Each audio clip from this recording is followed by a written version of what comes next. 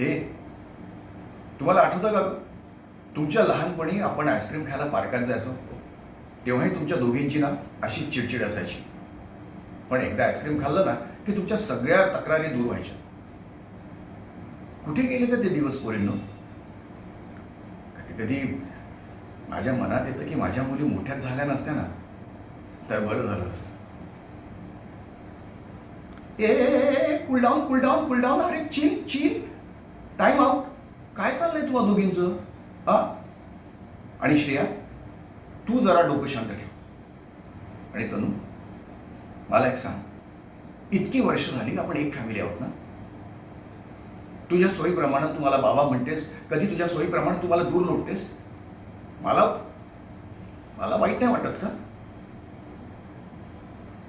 मला एक सांग, मी काय केलं म्हणजे तुझी खात्री पटेल की जेवढा मी श्रेयाचा बाबा आहे तेवढाच तुझा देखील बाबा आहे.